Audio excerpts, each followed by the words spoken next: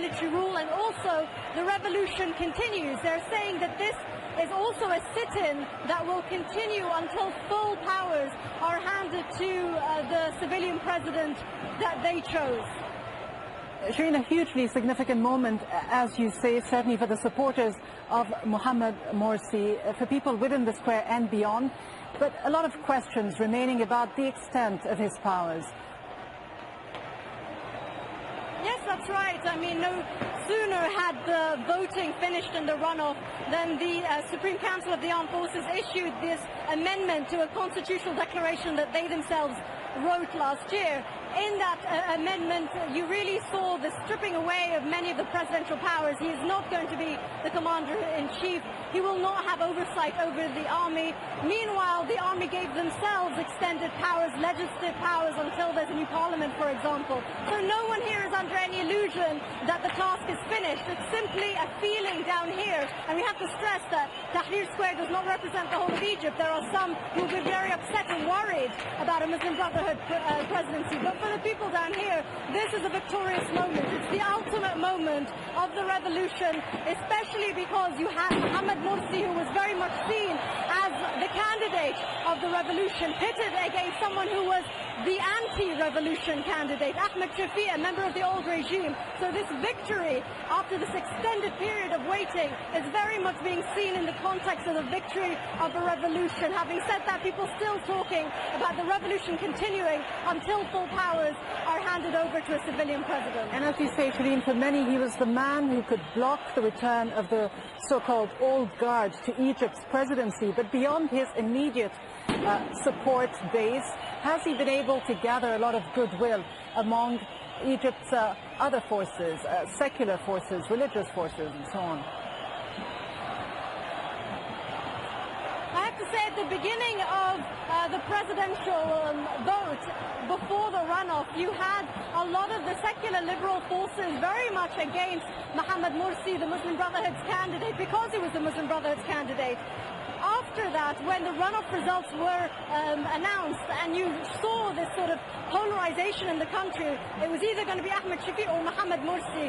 The Muslim Brotherhood did very well to kind of galvanize that secular revolutionary fervor and channel it towards Mohammed Mursi. And in the last 48 hours, you've seen attempts by Mohammed Mursi to try and show the public that this presidency will be all-encompassing, that other political forces will be invited in. And in fact, just 2 days ago, there was a press conference with Mohammed Mursi and secular liberal forces, and there was an announcement of a so-called national accord, an understanding that this is a moment to unite against the old regime because there's so much at stake.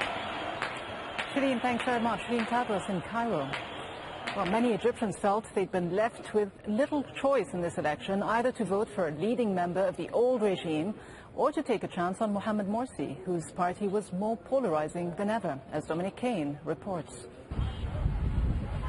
Selected by the Muslim Brotherhood last year to lead its political arm, the Freedom and Justice Party, 60-year-old Mohammed Morsi is known for being conservative and forceful, but not too prominent within the organisation.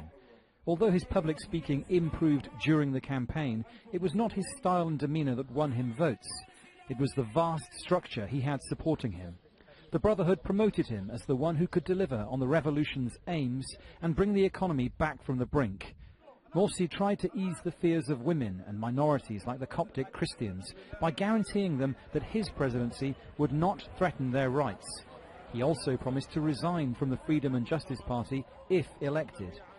But despite these assurances, some people feared that under a Morsi presidency, it would be more senior members of the Brotherhood, like its financier Khairat al-Shatar, who would end up running the country. These critics said that this could result in a more socially conservative state, with the military retaining a prominent role. Morsi has already said that he will choose his defence minister only after consulting the Supreme Council of the Armed Forces.